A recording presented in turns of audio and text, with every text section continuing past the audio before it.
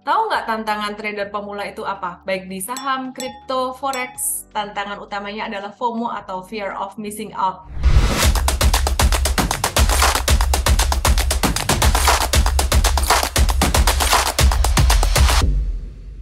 Sebagai trader pemula, banyak di antara kita yang pengen cepat kaya dan takut rugi. Pengen cepat kaya, takut rugi, pengen cepat kaya, takut rugi. Dengan begitu, maunya pokoknya yang terbaik, maunya hasil tradingnya tuh paling bagus. Enggak kok, aku nggak begitu.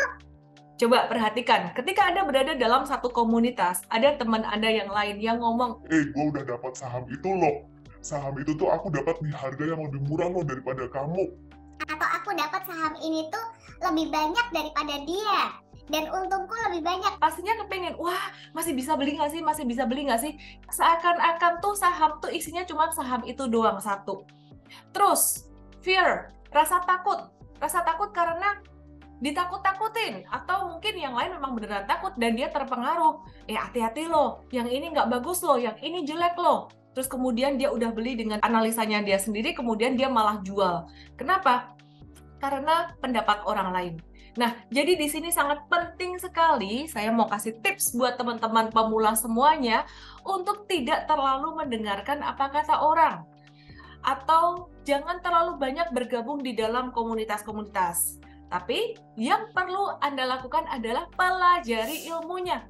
Karena bisa jadi orang yang ngomong itu dia punya ilmu yang berbeda, cara yang lain, sehingga ngomongannya juga beda dengan pendapat Anda. Dan nggak perlu pusing kalau teman Anda yang lain itu misalkan dia cuan nih, dapat saham ini cuan, dapat saham ini cuan. Bisa jadi dia rugi juga, belum tentu dikasih tahu. Atau kadang sesekali dikasih tahu ya, intinya tuh nggak usah kepengen apa yang orang lain lakukan. Prinsipnya, satu, mindset supaya kamu nggak FOMO adalah pasar saham tuh buka tiap hari. Selalu ada peluang, selalu ada kesempatan. Demikian pula yang trading, yang lainnya, forex, crypto, dan lain sebagainya. Jadi kamu tidak perlu FOMO. Kalau kamu ketinggalan di satu saham, akan ada saham yang lainnya. Nggak tutup kok marketnya. Prinsip yang kedua, penting banget punya mindset bahwa ketika kita trading dan investasi itu mindsetnya adalah probability. Jadi ketika kita trading, tidak 100% apa yang kita pikir bagus itu bakalan naik. Dan tidak 100% juga apa yang kita pikir kayaknya bagusnya cuman biasa-biasa deh, nggak sebagus yang saham B gitu. Tapi malah si saham A yang kita pikir bagusnya biasa aja, ini malah bisa meroket. Seringkali terjadi seperti itu. Jadi kalau Anda udah melalui proses analisis, ya udah diversifikasi aja.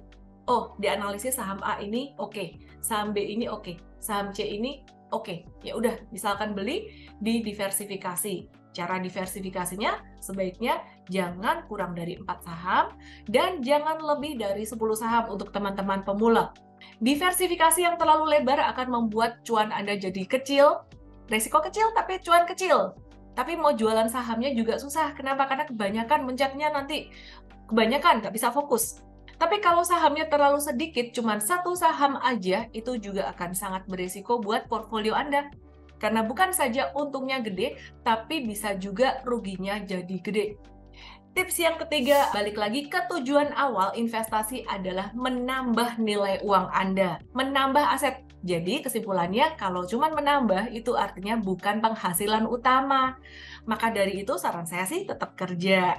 Meskipun Aku kepengen nih jadi full time trader.